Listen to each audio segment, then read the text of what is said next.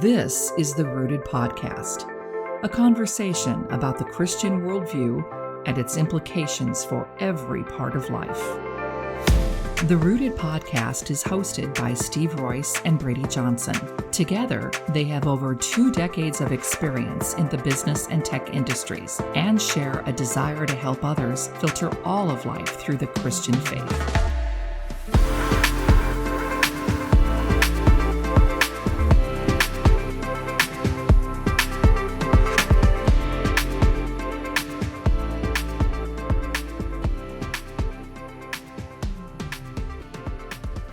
Thanks for listening to the Rooted Podcast. I'm Steve. And I'm Braydee. And on this episode, we're going to be taking a deep dive into the reliability of the New Testament. Sounds awesome. Yeah, so Steve gave his fruit snacks on a 3-part series of the reliability of the New Testament. Talked a lot about the actual manuscripts themselves, went into a deep dive on kind of the variants, as well as talking about those 2 really big differences of whether things are meaningful or viable. So I thought we'd kind of dig a little bit deeper into that. If there's anything specifically you wanted to maybe expand on or recap on, I'll give you the floor for a minute, Steve. Yeah, sounds good.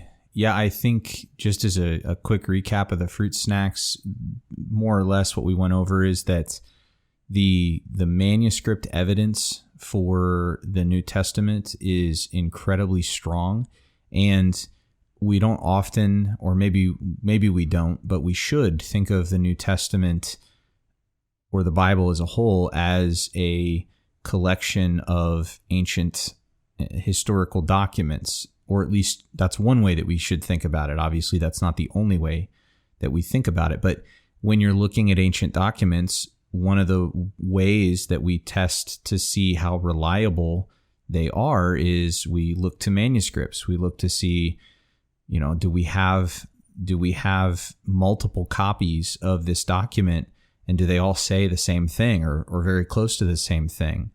And then furthermore, how close to when we think the originals were written do we actually have these manuscripts? So the closer that you can get to the originals, the better, because there's less time for variations and changes, both intentional and accidental, to be introduced to the text. And so the closer you can get to the originals and the more copies of those closer documents you have, the more confident you can be that we have what was written. It's one of those things that kind of surprises people. Not only do we not have any of the originals of the New Testament manuscripts, we have no originals of any document from antiquity.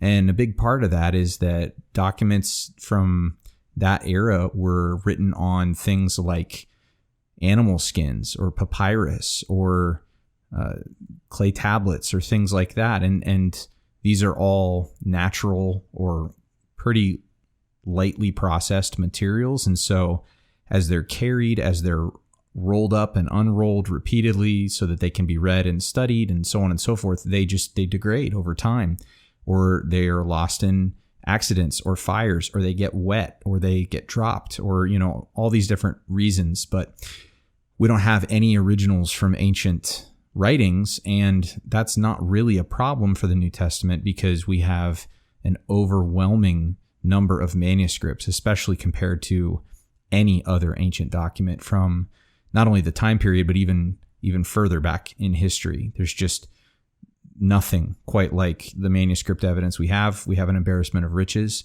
And from that, because you have a lot of manuscripts, that means you're going to end up just de facto with a ton more variance between those manuscripts, because every difference in spelling, every change in word order, even if nothing essential is changed, is going to count as a variant. And if you have thousands and thousands and thousands of manuscripts, the number of variants you have is going to pile up. But that number alone can be scary if you don't have context for what a variant is, and that the vast majority of them just honestly don't matter. They're nothing that any scholar would bat an eye at, because it changes nothing. As I said, a difference in spelling. Is John spelled with with one N or two N's in the Greek. Does it matter? We all know that we're talking about John here, right? And that's the kind of stuff that the overwhelming majority of differences in manuscripts in the New Testament, manuscripts anyway, are. And so just reviewed kind of the difference, the different kinds of textual variants that are out there, and looked at some examples of those, hopefully to give believers confidence that what we have is very reliable, and that when you go to church on Sunday and you read your Bible, you can be very confident that what you're reading is within tenths of 1% of what was originally written. And where it isn't, we know where it isn't, and those things get pointed out. And so there's no doubts about what we're supposed to have, and there's no problem passages that are sneaking into people's study or Bibles that are errant, that don't belong there. So yeah, that's good. And in fact, I want to just kind of piggyback off that as one of the questions I wanted to bring up. And I know over the years I've heard this myself, but I know I'm sure many others have as well. But one of the big things people bring up when they talk about the Bible is, there are thousands of contradictions, right? And they maybe conflate these variants and these typos or whatever as contradictions themselves. What would your response be to someone who comes at you with, hey, there's just so many contradictions? So yeah, and that's certainly a question that comes up a lot in circles where people are trying to throw shade on the Bible or cast doubt. It usually comes up in college courses, freshman college courses. But the first question I would ask someone who says that there's just so many contradictions in the Bible that it can't be reliable is I would hand them a Bible, or pull open my Bible app, and I would hand them my phone, and I would ask them to show me one of them. And what I have heard from other people who've done this and tended to find is that when you ask people to produce an example or examples of specific Bible contradictions, those same folks tend to have a really hard time. Mm-hmm. And that's not to say that they can never do it. Of course they can. But that to make a claim like there's just so many, or there's hundreds, or there's thousands of contradictions, I would just say, well, prove it. Right. Show me what you're talking about, because I can't do anything about a claim that's very vague. Mm-hmm. You got to give me specifics. If you give me specifics, then we can look at that passage and we can talk about it, and we can discuss whether it's a contradiction or whether maybe there's something else going on in the text. But to just throw this vague general claim out there, it's really hard to refute because it's not specific. And so the first thing I would do is ask for specifics. If someone does come up with a specific contradiction, and I think I've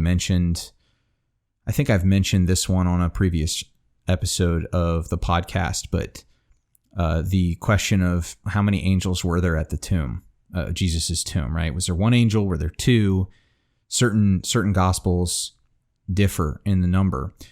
One of the things that we can look to that answers the overwhelming majority of alleged Bible contradictions is actually understanding the genre of the Gospels, of really the New Testament, but specifically the Gospels, that they are best understood as scholars have looked at this and studied the culture and the history, that the best genre categorically for what the Gospels are is known as a Greco-Roman bioi, or a biography. And that genre of literature has specific patterns and literary conventions that it follows, as opposed to different genres like poetry or narrative or apocalyptic literature, like what you'd find in the book of Daniel or Revelation. Biography had certain things, certain hallmarks of it, and all four Gospels very squarely fall into that category. And when you look at other ancient biographies, as Mike Licona did in his book, Why Are There Differences in the Gospels? He looks at examples of Greco-Roman biographies, and he starts to uncover that there are certain conventions that ancient writers used, which were perfectly acceptable in the culture and in the day, that we wouldn't consider acceptable by today's standards, because we strive for a certain level of accuracy and chronology in our history, and that simply wasn't as important to them. So, for instance, ancient writers had full liberty to rearrange the chronology of events in order to make a larger point, or to arrange the story in the order that made a bigger impact on the reader.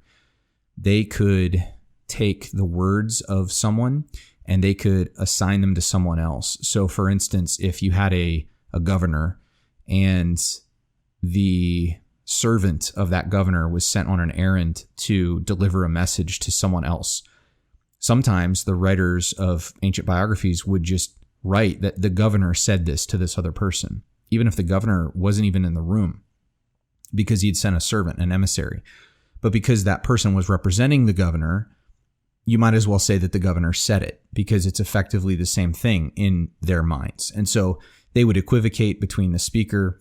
They would spotlight certain people to make them sort of the more the protagonist or the main character. And if they felt like a scene was just too busy, they would cut people out of the scene in order to sort of simplify it and to get to the point. And so in the case of the angels, we see several of these well-known and established literary conventions at work, where in reality there probably were two angels, but certain gospel writers just basically remove the clutter because it allows them to make the point that they want to make faster and easier. And no one in that day and age would have batted an eye at that. It just doesn't hurt anybody's feelings. And the fact that we as moderns would look back at that and get offended that their history isn't accurate, frankly, is just imposing our modern standards and our modern expectations for history and how it's done on a culture and a people and a writer that it just doesn't belong there. We need to judge them by their standards of accuracy and coherency, not ours. Yeah. And when we do, we find that the vast majority of supposed Bible contradictions just evaporate. Yeah. Another perspective that I liked was J. Warner Wallace, when he talks about, treating it like a homicide scene. Yeah. And how when you collect the evidence of your witnesses, right? And a lot of these, you have your testimonies of, the apostles or whatever. And, their firsthand account isn't going to line up identically to another person's firsthand account. Sure. Right. I might say, there's three of us, in the room, where maybe I forgot someone, where you might remember there was actually four of us in the room when something happened. Right. And so, having that perspective on, what does a first person testimony look like compared to, it would look a lot worse if you had someone comparing notes and saying, well, they said there's four, so okay, I'm going to write in four, and let me just copy your notes. I'm going to write it down exactly as you said it. Exactly, and you're totally right, dude. Because as Jay Warner points out, that as a detective, if you're interviewing witnesses who all were there and they were there, you expect there to be differences in their testimony because they're all approaching it from their own perspective. And as he wrote in one of his books, when everyone is telling an identical story, you actually start to suspect collusion.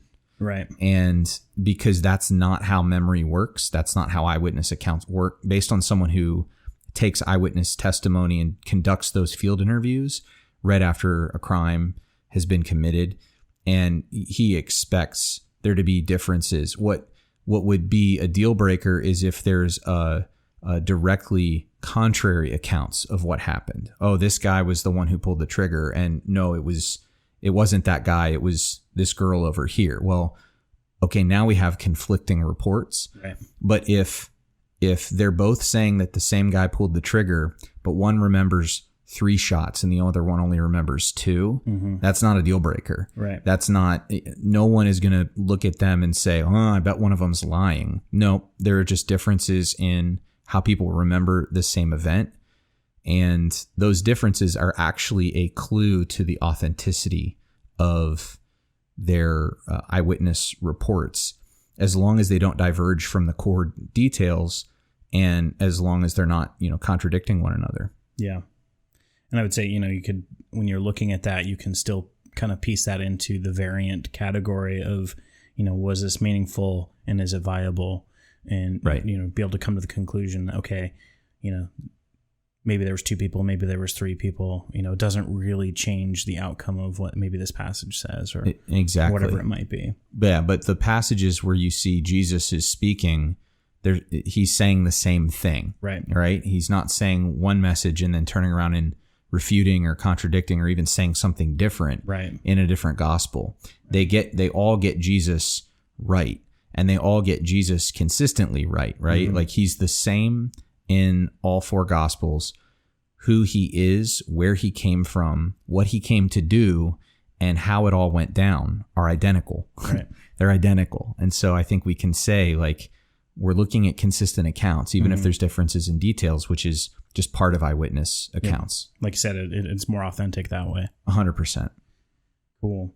Well, one of the other things I want to talk about is, when you talk about the amount of manuscripts, I think it's one of those things where people, question, okay, well, depending on when you got them, how many you have, when you look at things that are from ancient times that we have documents on, let's compare it to something like Shakespeare.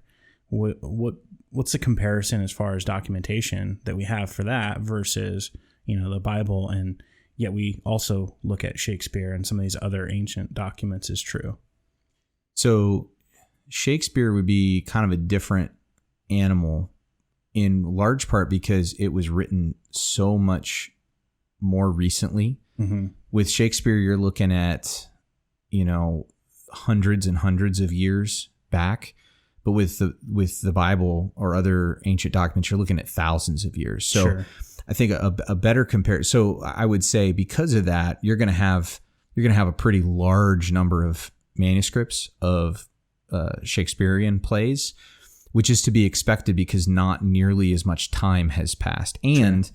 By the time Shakespeare was around, you're very close into the age of the printing press. Mm-hmm. You're into just books in general, and the quality of ink and the preservation techniques and just a lot of things that we kind of take for granted in terms of, we don't usually associate the word technology with books, but there's a lot of technology that went into books within the last 500 years sure. that have allowed them to survive substantially longer than anything that kind of came before the printing press. So I would say a better comparison would be to look at other Greek writings like the Iliad or the Odyssey or even the Julius Caesar, or we could even look to other Roman documents or Greek historians, people like Pliny or Plutarch, people like Josephus, so on and so forth, even though like they're not 100% in the same exact time period, but you're within a few hundred years mm-hmm. of each other. And what you find, take the Iliad and the Odyssey, for example. We have a handful, and I mean a handful. I can't remember offhand, but it's no more, if memory serves, it's no more than a few dozen manuscripts, and it may be even far less than that. I know that there are a handful of well-known ancient documents where we have 1 or 2 copies, and that's all we have. And so what we have is basically the translations that you read of those in English are based on 1 or 2 manuscripts.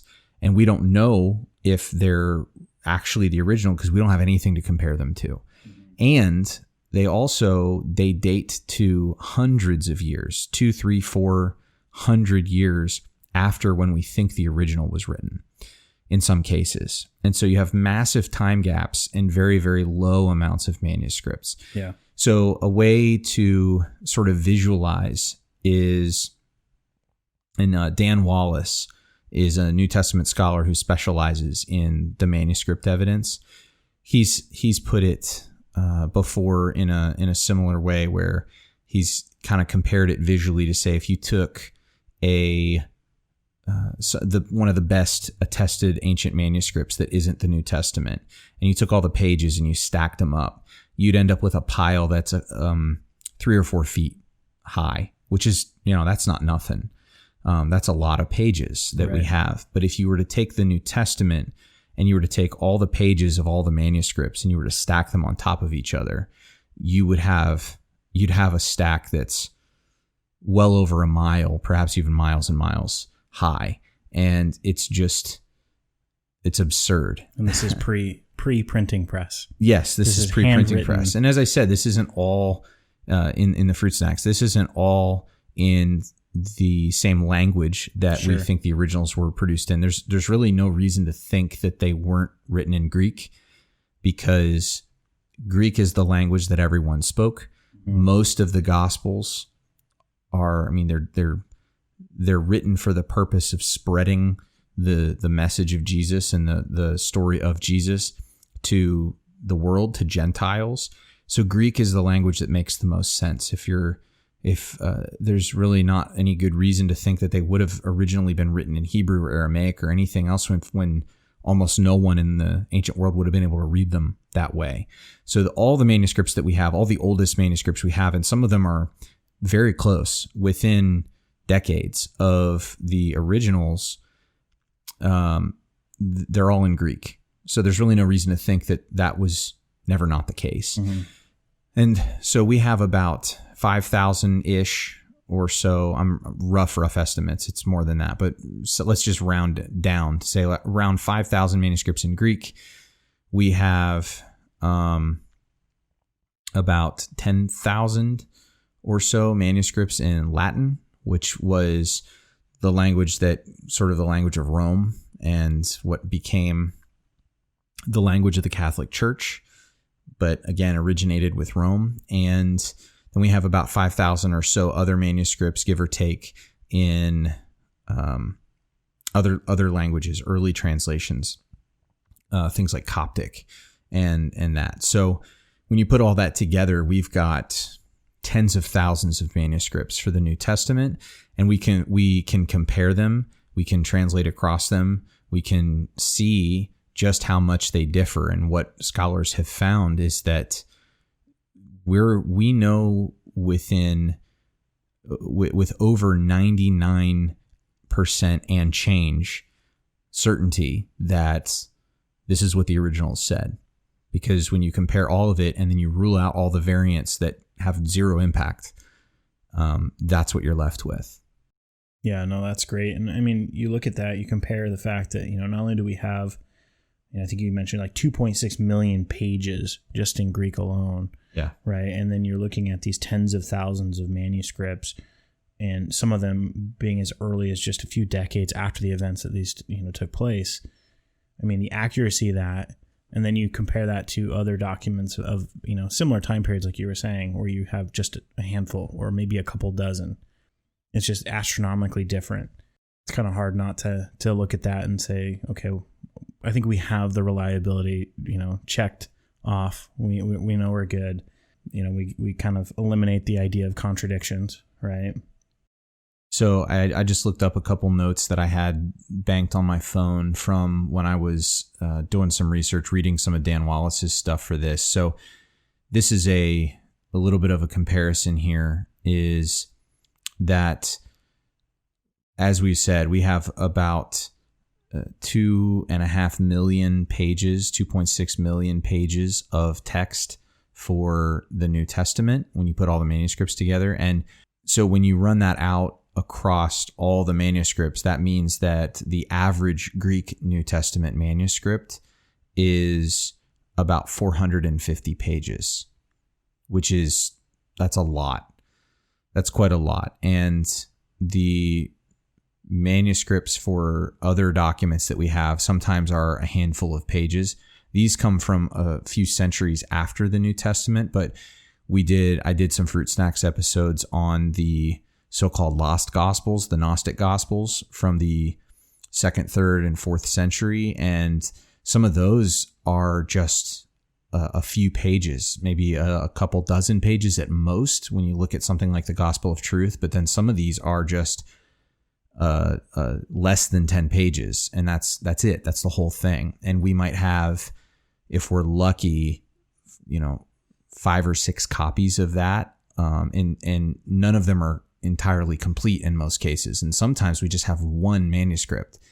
And so in the case of like the Gospel of Mary, the manuscript in English, if you read it, it picks up on page 7 because we have one manuscript and we don't have the first 6 pages of that manuscript.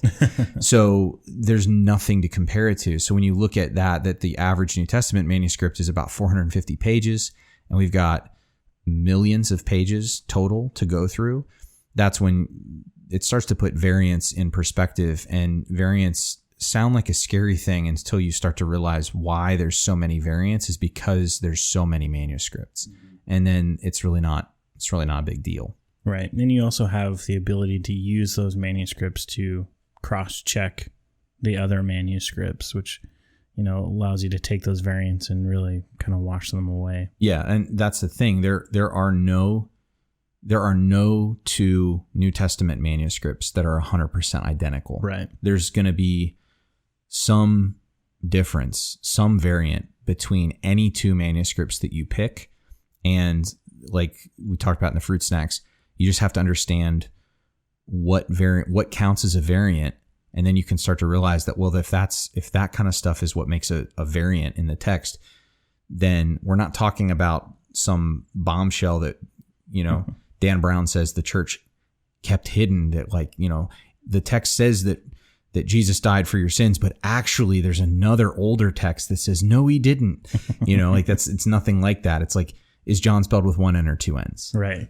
Or is it Jesus Christ or Christ Jesus? Right. Oh no. What are we talking about now? Right. I know it's the simple stuff like that. And everyone knows what to do with that stuff. It doesn't change anything. Right. So this is just evidence that people make really bad printing presses, or why it was such a big deal when we finally got the. Well, that's the thing, press. dude. And this is where, and this could be a whole other thing, is that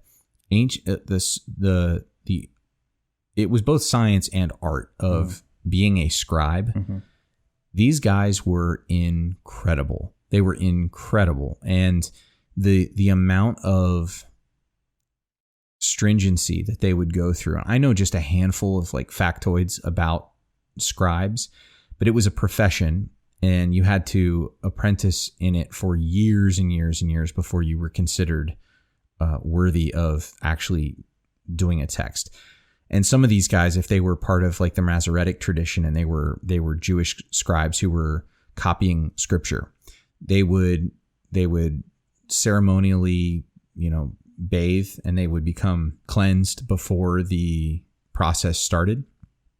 And then at that point, once they began, they were not allowed to be interrupted for any reason. They would start until they chose to stop for the day, and that was it. You couldn't throw off the emperor's groove.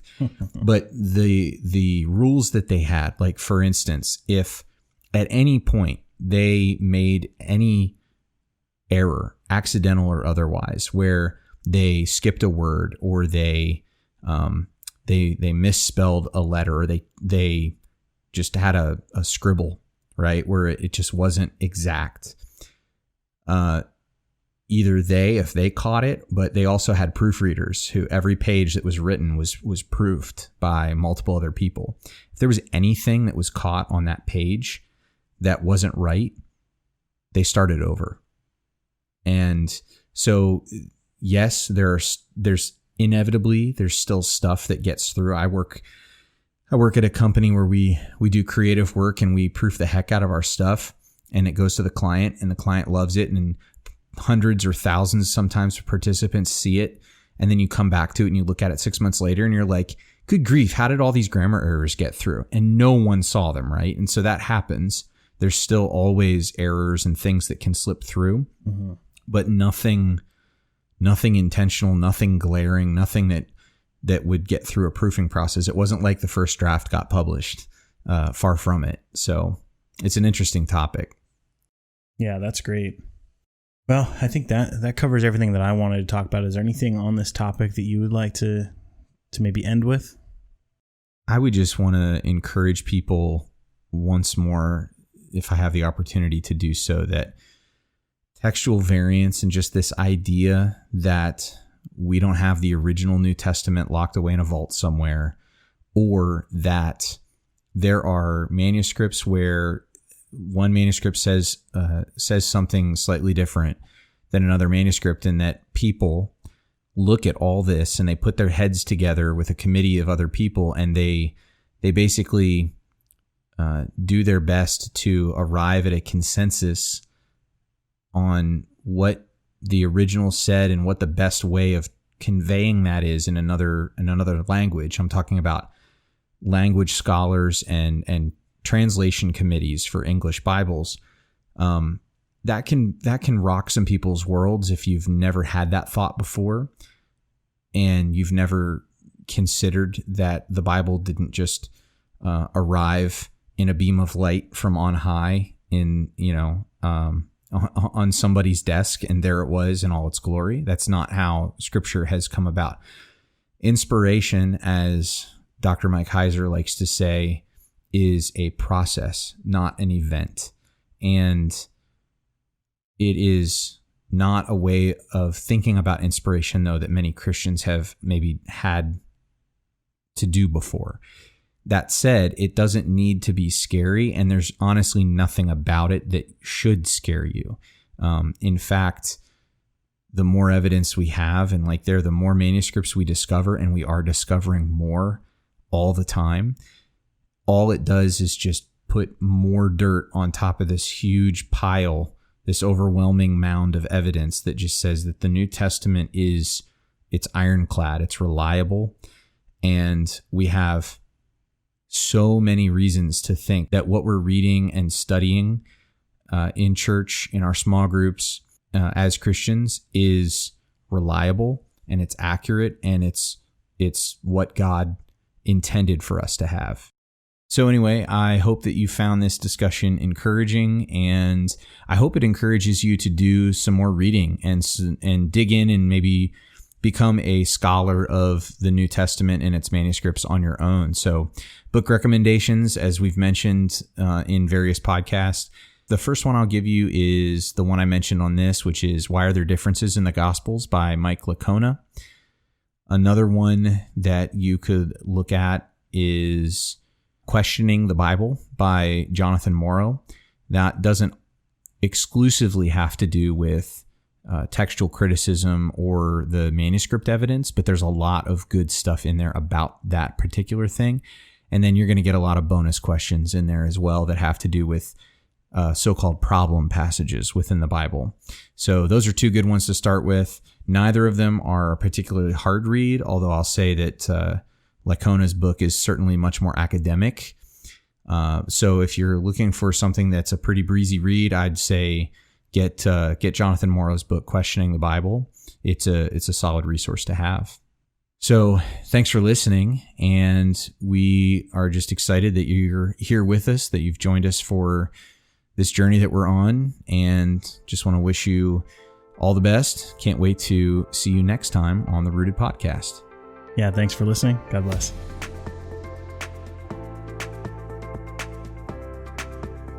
Thanks for joining us on the Rooted Podcast, a creation of Rooted Productions and an affiliate of the Oasis Church in Gilbert, Arizona.